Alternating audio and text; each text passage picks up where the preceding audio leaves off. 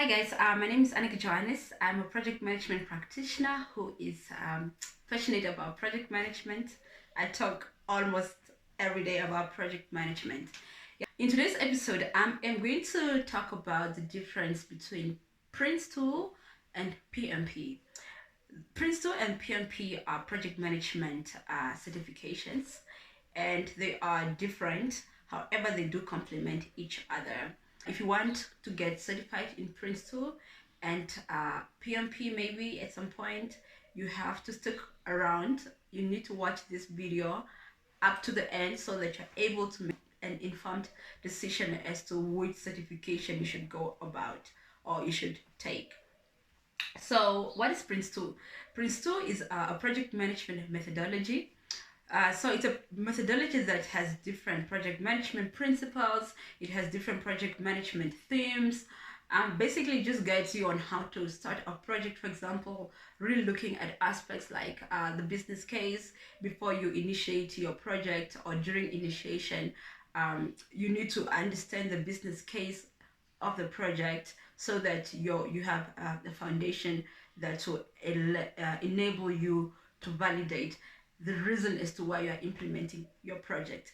It started in the UK, and it's credited by APMG. APMG is a project management body in the UK that credits or accredits Prince2. Prince2 can be adopted in an organization where everybody is going to use the methodology of Prince2 in every project that is within the organization. And it has two examinations. Exam number one is called the Prince2 Foundation Exam. This is an exam that focuses mostly just on fundamentals of project management. How do you initiate a project? What kind of project management terminologies are out there? Really, it's just fundamentals, especially for those who don't have a background in project management. It's always good to start with Prince2 Foundation because you get to learn about the basics of project management. Okay, so once you have obtained your Prince2 Foundation certification, you can then now decide to say that you want to move on to your practitioner exam. And as the word already, practitioners, it's more practical, like hands-on, like real life projects. If you are, for example, already in an organization managing certain projects and you want to be certified as a practitioner, you need to now to take this Prince2 practitioner exam. And the practitioner exam really prepares you to start a project from start, how you're going to implement it until the end, how you're going to manage a project. It puts you in a position of a project manager, basically. That is the good thing about it. It's not like the foundation, where foundation is more just on just understanding the bigger picture of project management, but it doesn't allow you to initiate a project from start to finish. But the good thing about the practitioner exam is that or this practitioner certification is that you are able to manage a project on your own. For you to become a Prince2 practitioner, it is a prerequisite to first do your foundation exam. Okay, moving on to the second project management certification, which is called the Project Management Professional, PMP. In other words, this is a certification offered by the Project Management Institute, and the Project Management Institute is from the US. Okay, notice the difference. Prince2 is UK based, PMP is from the US. So they are both project management certifications. The difference is that PMP is a framework and Prince2 is a methodology. And the similarity is that both of them can be tailored to a specific project. And PMP is a framework that also really guides you to say that when you are initiating your project, this is what you need to look at when you are planning when you're planning your project, for example, you need to have your project plan, and your project plan needs to consist of things such as your WBS, your project schedule, how you're going to identify risks, how you're going to manage risks, how you're going to manage your team, how you're going to do procurement, how you're going to manage quality onto the project or in the project, for example. So PMP looks at the whole project life cycle. The same applies to Prince2. So you can still choose if you want to take Prince2 or you want to take PMP. And moving on, the question that I'm asked also frequently is, or questions, yeah, the most asked question I would also want to say is that people would always ask me, which one is the best? Between Prince2 and PMP, which one is the best? My dear, there's nothing like which one is the best. You just need to look at what kind of organization are you working in, first of all. If they do have a methodology that they have chosen already to say they do use Prince2, then you just opt to get certified in Prince2.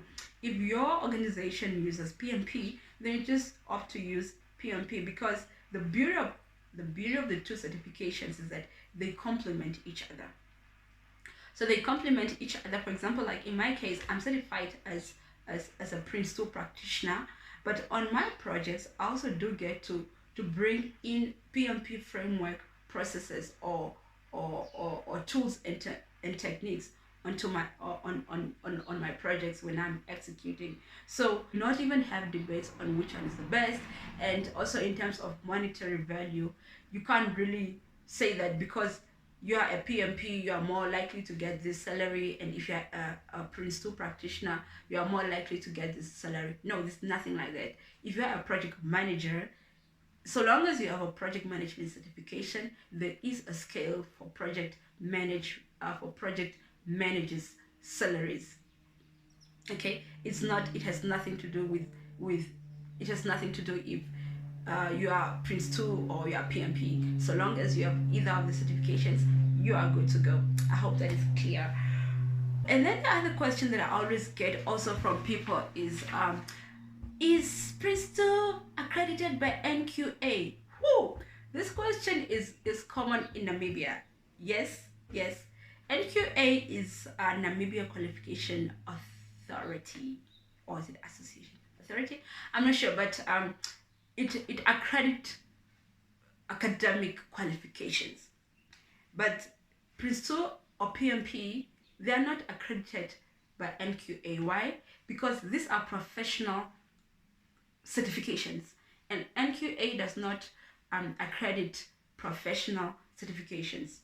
So these two certifications, they are accredited, yes, but not by NQA. They are accredited by the issuing bodies. What do I mean by this? If Prince2 is issued by APMG, it means they're accredited by APMG. And if you're accredited by APMG as a Prince2 practitioner, it means you are able to practice anywhere in the world. It's a global certification. Okay, and the same applies for PMP. So is PMP accredited by NQA? No, it's not accredited by NQA because it's not an academic qualification. It's a professional qualification. Thus, it's accredited by the Project Management Institute. Okay, is that clear now? Perfect. So the other question is always on eligibility, and I'm gonna really run through fast on this one. Eligibility. So how do I know that I'm ready to take the Prince2 Practitioner Exam, for example? Okay, first of all, if you want to become a Prince2 practitioner, you need to make sure that you go through your Prince2 Foundation. Foundation exam is going to prepare you for the Practitioner Exam, and with Foundation, you just need to be working on projects, have some project management experience, and you can also be a graduate because you're just going to learn about the fundamentals of project management. But for you to become a practitioner, you need to at least have hands-on real-life projects. It's just good because it will enable you to apply the project management methodology onto your project easily because you already have hands-on to the projects, or you're already working in a project environment. So if you want to become a Prince2 practitioner, get your hands onto certain projects if you have never worked on a project before, and make sure that you ace your foundation exam before you start with your Prince2 practitioner exam. Okay, so for PMP, what do you need? With PMP, you also need to have project management experience, so that you are able to understand the project management processes, the project management tools, the project management tools and techniques, yes, the project management phases. If you have never worked on a project, if no project management experience, it's going to be difficult for you to apply. And I think the requirement is that you should have worked at least for 3 years, if I'm not mistaken. But this is something I can still check up on, and maybe just put it in the comment section. And also, you need to have a university degree at a bachelor's or undergraduate level. And for those who don't have a university degree, you are expected to have accumulated project management experience over a certain period of time. I'm not sure if it's 4 to 6 years. I'm not sure, but there's something you can also check up on the Project Management Institute's website. So that's how you get into project management, by getting your project management certifications or certification if you want to.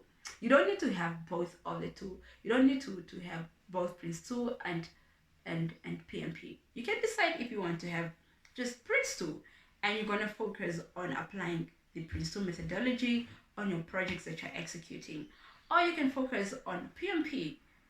So it's I don't know if I don't want to make this video long, but in my next video I'm going to talk about the benefits that come with these certifications. Myself being a Prince2 practitioner, what I've learned, where I was before the certification, where I am today with the certification.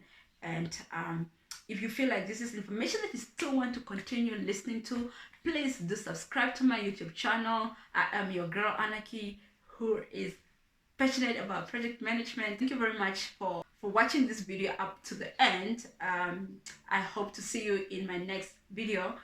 Don't forget, your life is a project and you are the project manager. Bye for now.